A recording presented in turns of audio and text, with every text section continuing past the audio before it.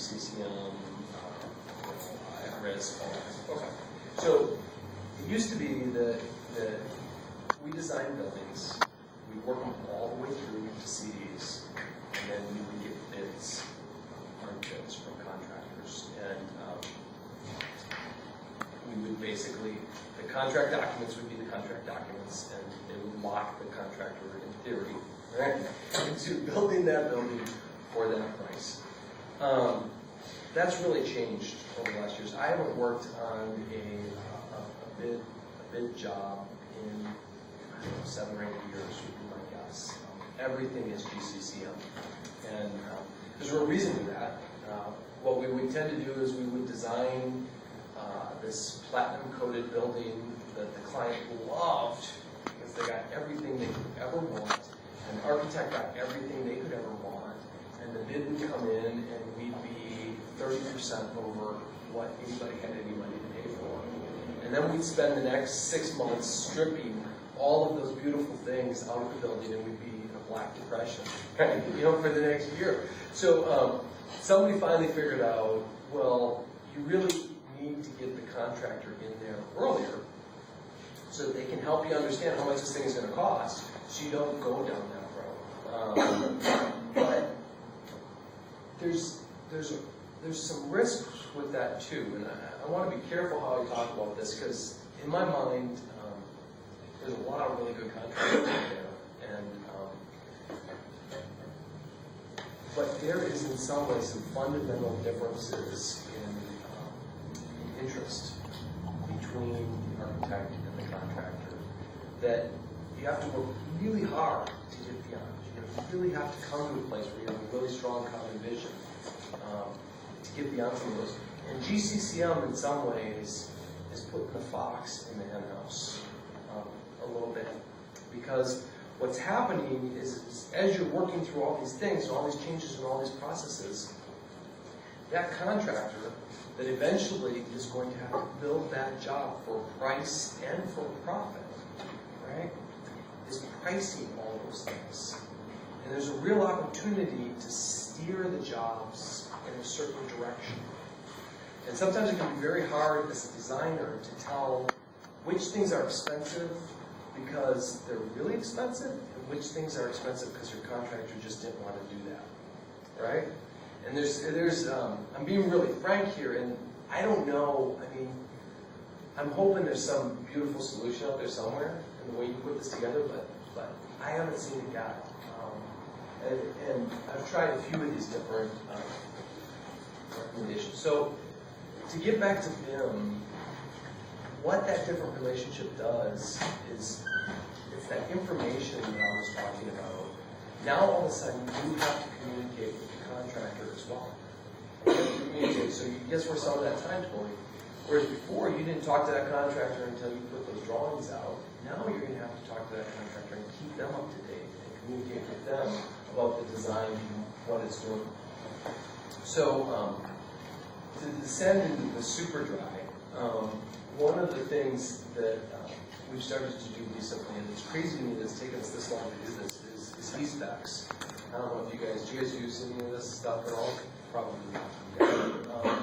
But what we used to do in the past with our drawings is we would make a whole bunch of drawings, and then we would just kind of sprinkle notes on the architect. And they were generally really generic. They'd say things like flashing or metal, right? You know, or things like that. And there'd be a spec writer over in the spec department writing the whole spec, but there was no relationship really between the notes that we put on the drawings and the specifications that were sitting in the binder. And a lot of architects would never even crack that binder to look at those specifications to know what there was in the building standard. So what e-specs does is it ties our spec writers in the model writing the spec as part of that 3D model. And every piece, little piece of that model is linked back directly to an actual object in the spec. And this makes a tremendous difference in RFIs.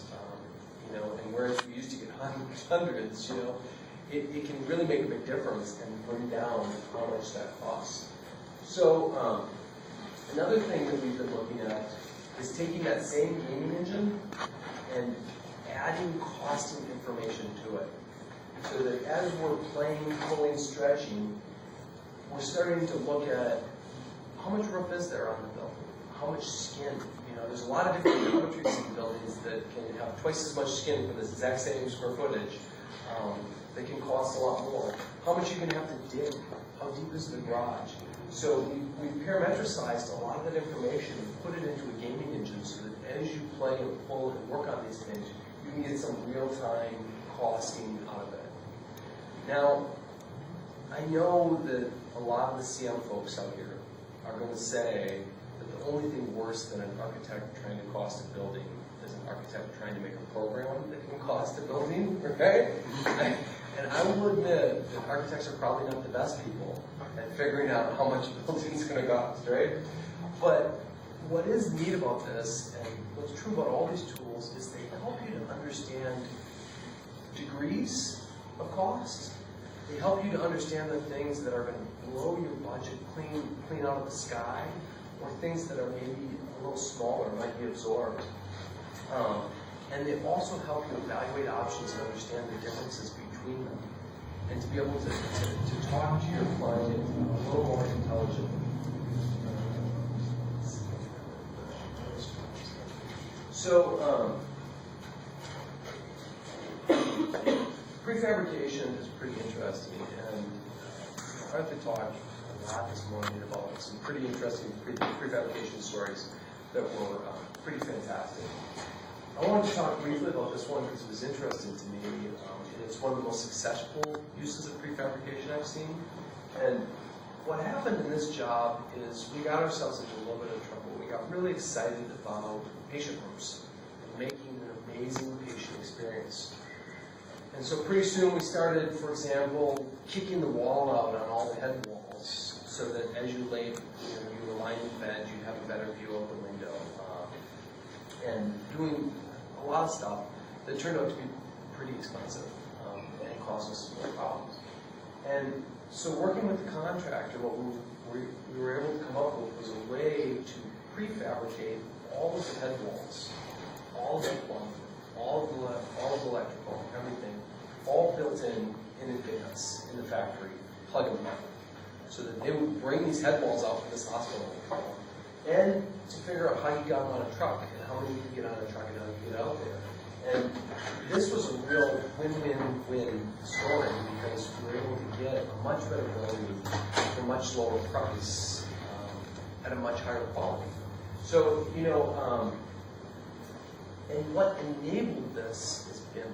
I think. I'm not a contractor, I don't build, I don't know, but I can't imagine without BIM being able to design something that complex and get it out to the field and actually have anything fit together, right? You know, I mean, you just see it, it's kind of like digging the tunnel across the jail or whatever, It's like you just end up missing. So, this to me was a real good example of some of the things that BIM can do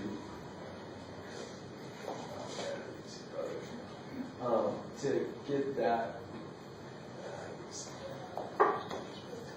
So the last thing I want to talk about in terms of building is model exchange. And model exchange with the contractor particularly. For 5 years now, we've been talking about the idea that we're not going to have any people go on install anymore. And why would we? We designed this whole thing three-dimensionally. We built this whole three-dimensional model. It contains all of our design intent.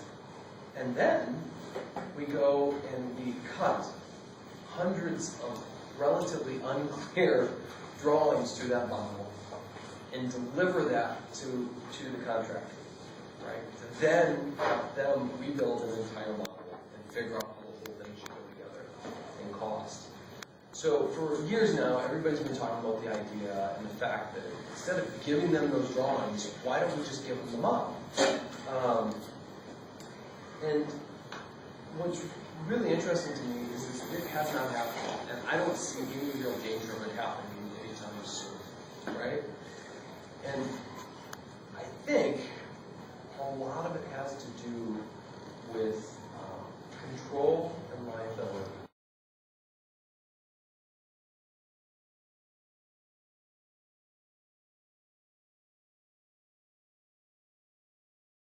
out of a model, you can understand what's in them relatively quickly, and you can quality control check them, and you can know every part of the piece. With one of these BAM models, there are millions of pieces in it, and you have no idea what's in that model. There's all sorts of stuff where you don't know. There's a lot of dead cats sleeping in the closet and stuff. So, you know, I mean, you really, so in turn, if you give that money to the contractor to price the job from, how do you tell when things don't work out, what was the architect's mistake and what was the contractor's mistake? And I think that's a lot of the rub and a lot of what's keeping that from happening. And I'm hoping that some of you all are going to figure out a better way to do it, because it seems like a tremendous waste. You know, we still give the contractor a model a lot of the time, but it's got caveats written all over it. You know, this is not for construction. This is not for costing. And it's an interesting problem and something to just look about. So, quickly, what does the future hold?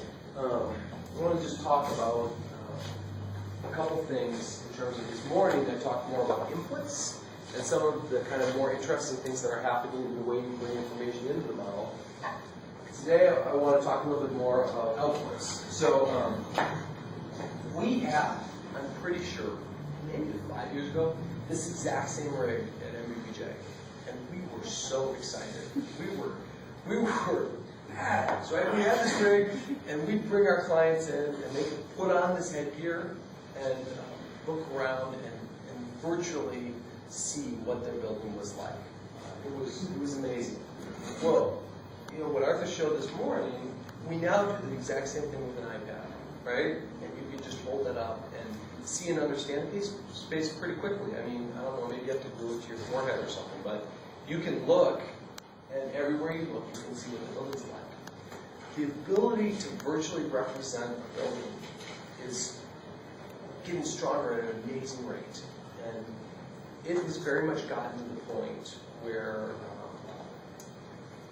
you can really clearly communicate space and what it'll feel like to be in space to a layman, to almost anybody. And I think a thought to think about is, as a designer for the design profession and for people in the construction industry, a lot of what's driving the client's want to have all that data, to be able to understand and really think about all these options and decisions, is the fact that they can now see and do a lot of the things that used to be that designers could do. Right? So it used to be that only designers could kind of envision this space, or only construction managers could envision how that would go together, or how it would all fit. And all of it happened up here. And now that it's all happening in BIM, right, we are a lot less necessary in a lot of ways. And so it's just something to think about in terms of how things are changing and what's coming up. So, how many of you all have seen this thing? This 3D printer. So, I think it's MIT, but I'm not sure. But they've developed a 3D printer that is big. It's like the size of this room, type of 3D printer. And what it does is there's a big squeegee sand across, and then this is kind of like an inkjet printer head, and it runs across on this giant track and sprays binder down into the sand, and 3D prints big objects, like objects the size of this room.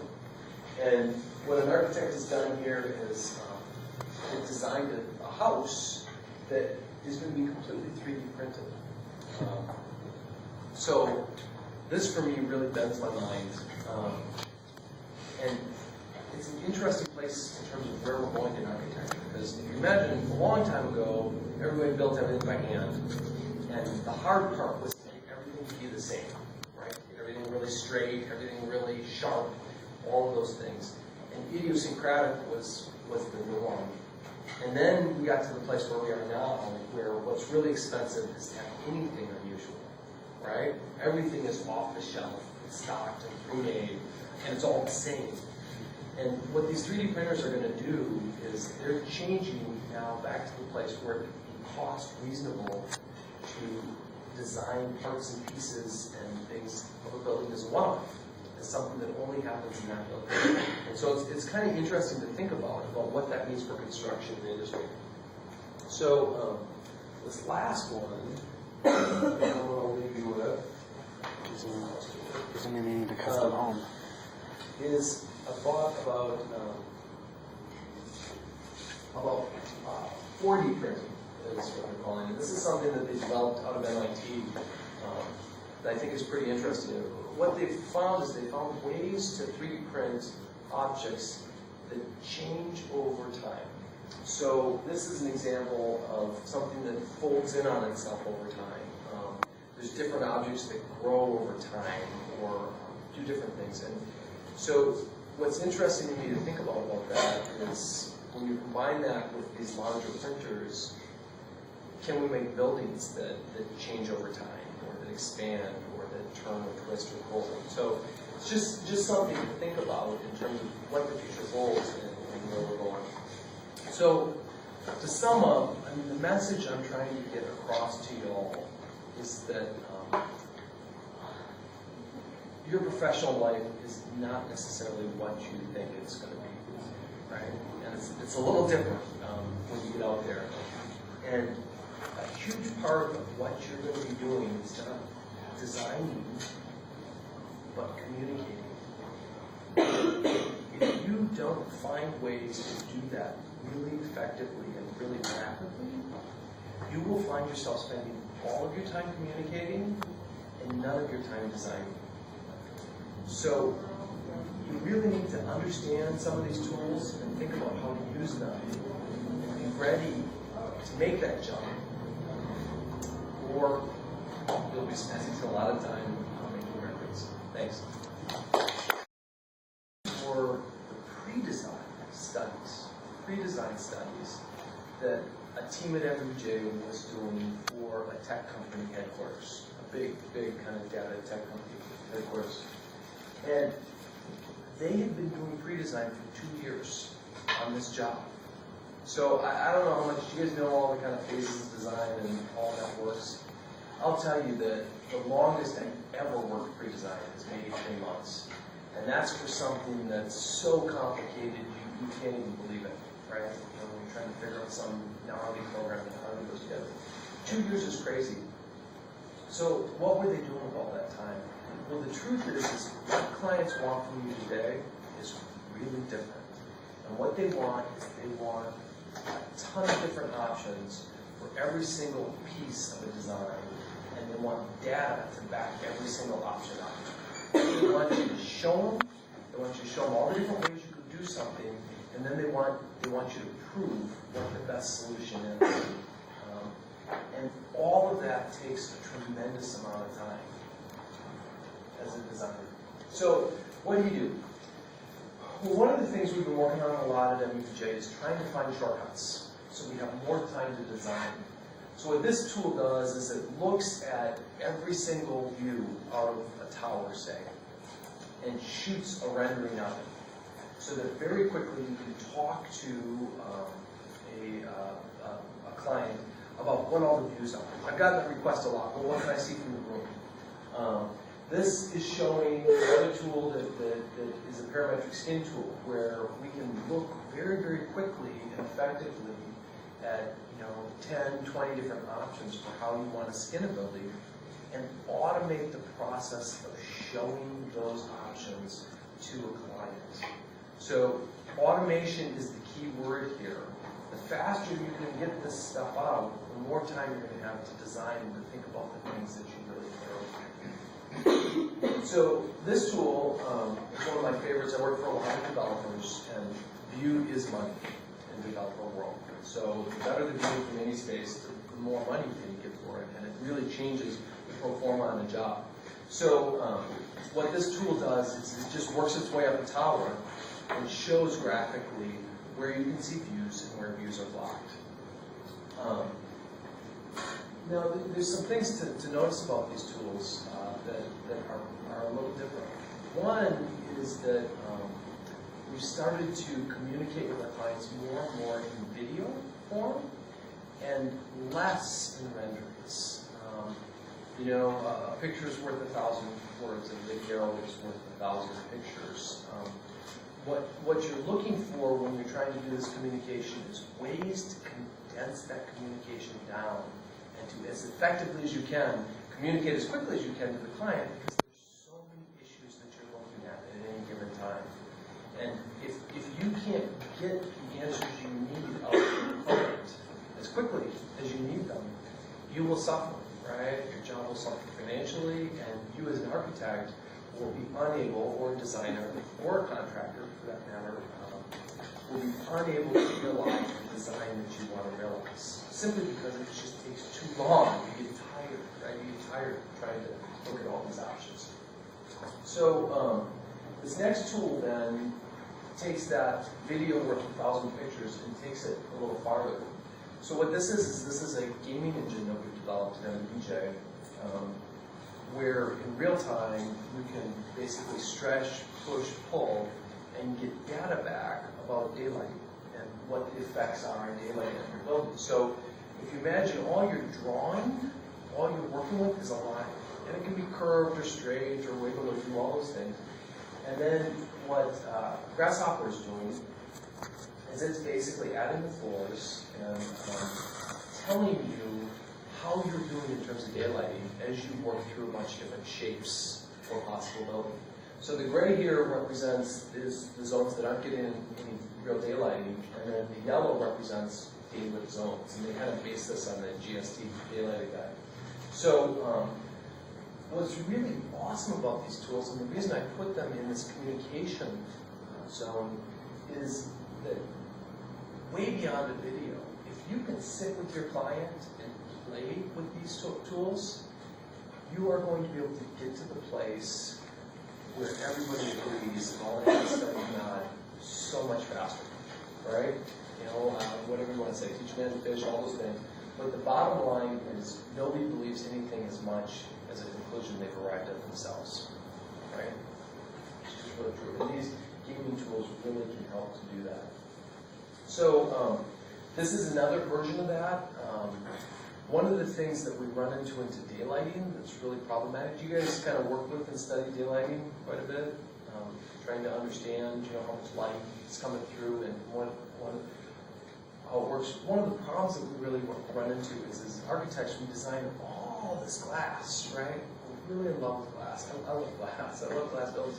So I design all these buildings with all this glass so that everybody will get this amazing daylight on the floors and have this great experience and this great views. And then the sun comes out and nobody can see their computer monitors because of all the glare, and they go and they close all the shades, right? So now I've spent all this money, done all this to design these buildings with all this glass and all these windows, and anytime the sun comes out, all the shades are closed. So nobody's getting the views and nobody's getting the view. So what some of these tools, this is the exact same type of tool as the previous tool I showed you. The difference is what you do with this tool is you move up and down the light shelf, you change the size of your openings, and you get real-time feedback about what the daylight is like inside that space. So it can be pretty effective. So let's move on kind of the next part of that communication puzzle. And what I really, and I talked a lot about this morning, is the speed of return. And I think a really important thing to understand as a designer or anyone working in the construction field is that we are no longer doing this on our own. This is all about sharing and collaboration. If you want to realize a building, you better know that in advance, because you're never going to realize the building trying to pound that round peg into that square hole over and over and over again. And the way that you're going to do that from the design side is through your communication with your consultants. Every decision that you, so on a big team like that IT headquarters I was talking about earlier, right? You're going to have a design group within the team, you're going to have a production group within the team, Then you're going to have a consultant group, you're going to have your contractor, you're going to have your client, and your client is going to have a group that meets with you, and then they're going to have to go to somebody else probably to get decisions made. So what happens in all that is you think about a change you want to make. You then first have to decide if you think it's a good idea. Okay? Is it a good change, is it a bad change? You've got to understand it yourself. You're then going to talk to your consultants, try to understand the implications of the change. You're then going to talk to your contractor and try to understand how much that change might cost. Then it's going to go to the group that makes decisions, and finally it's going to go up to the person that actually makes the decisions, and then filter back down to you. Or on these bigger jobs, easy a month. Easy a month to get any decision about any piece of architecture out. So anything you can do to shorten that rate of return is going to make amazing dividends for you in terms of how much time you have to design and how well you're going to be able to realize the building you're working on. So a big part of that is how you communicate with your consultants. And we've beaten this horse a lot today, right? You guys have seen a lot of talks about Navisworks, about co-location, and I don't want to go a huge amount into it, but what I do want to at least talk a little bit about is something that's a little different these days than it was just a year or two ago, and that is that we are actually now more and more often real-time linking all of the consulting models together, right? So in other words, more and more now, we are locating our Revit models up on a server. All the consultants are locating their Revit models in the cloud. And in turn, everybody is working real time on these models and seeing everybody else's models real time. Why are we doing that? If there's one rule in my mind about all this stuff, all this BIM stuff, all this electronics, it is that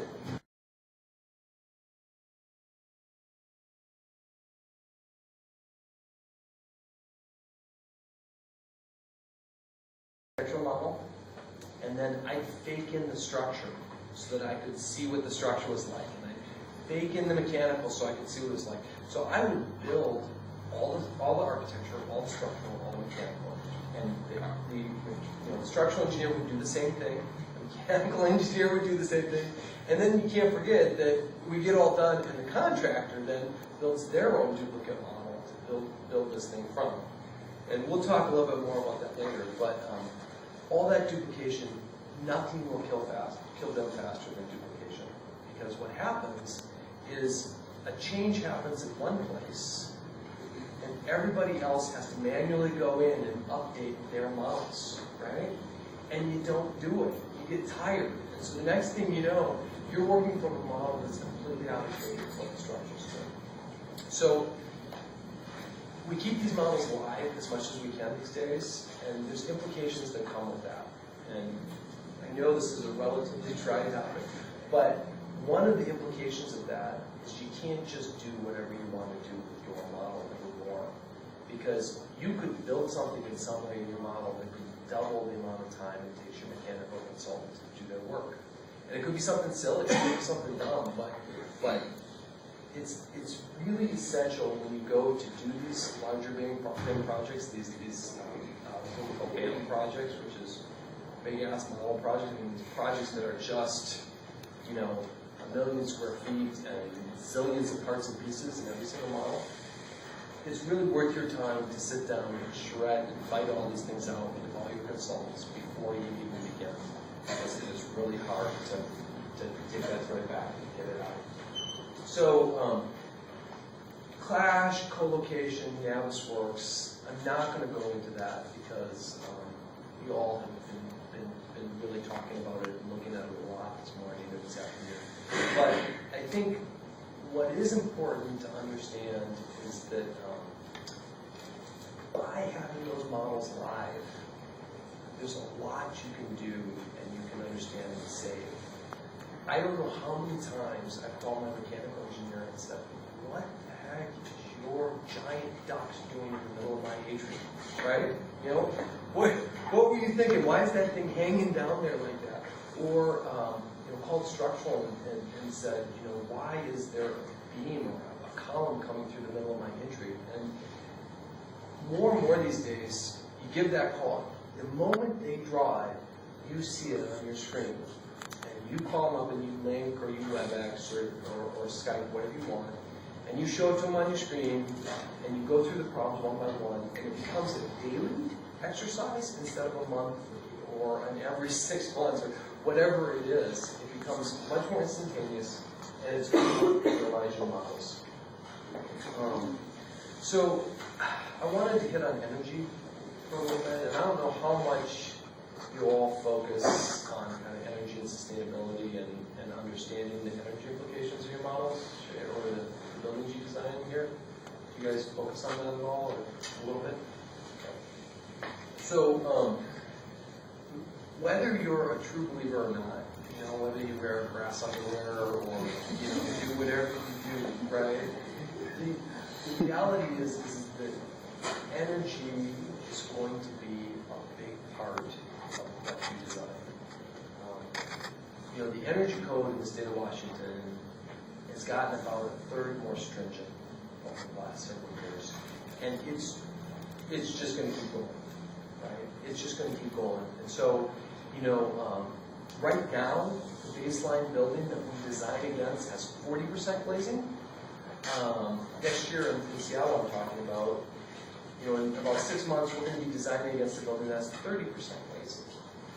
And that's your baseline that you're using to do all this stuff. So I'll tell you, the first few years I got out of school, I made this mistake. I beat my head against this wall over and over again. I'd get out my fat pencil, and I'd start drawing these buildings that were, there were glass everywhere, and they did all these amazing things. And then I'd get a call from my mechanical engineer, right? And they'd say, boy, I just ran your model, a model of your building. You need to cut 30% of the glazing out of this building, right? And you're way down the road, and now all of a sudden you're trying to recover from something and make a design sing when it's so hamstring. You're trying to change the situation. So my advice on energy is to keep it pretty forefront as you're designing and working on buildings, because it's a very real constraint. And there's a couple ways that you can do that. So I talked this morning about Vasari and energy modeling and kind of some of the cloud-based tools that can allow you to really quickly check and understand what's going on energy-wise. There's an important caveat here that you need to think about with this stuff, in that you are not a mechanical engineer, right? There's no mechanical engineers in the room, I'm assuming. And the reality is that you need to be really careful when you do energy studies to find the right balance between how much to look at and how much to understand, and when you need to call in your mechanical consultant. And your mechanical consultant is really the one that's going to have to figure this stuff out for you these days. Because what you really submit these days to pass code is a model. And it's a pretty complex model. It has a lot going on. Now, there's a second part of that that's really real. I'm working on a tower right now.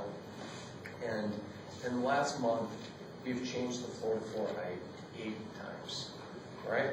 So, it's just doing all of this as we're trying to balance budget and costs and all these different things. This tower has a lot of fluorescent glass, and so the mowing aligned with the ceiling plate. So every time we do that, we're changing the amount of glass on the building, the amount of vision glass. And every time we do it, I have to call my mechanical engineer and have him recalculate whether or not we're passing code. And I'll tell you, he was really happy and smiles the first 3 or 4 times I called him. And I think the next time I call him, he's just not going to answer the phone, right? He's just going to pretend like he can hear me. And what's happening is that it'll take longer and longer than down this road before every time I get information from him. So anything you can do to speed up that process for them is really effective. One of the things that we try to do is to export our GDXML model, so then our mechanical engineer can use it to make those changes. All right, so this is where I'll probably get myself into a little bit of trouble, but I wanted to talk a little bit about contractor communication, how that's happening, how that's changed. So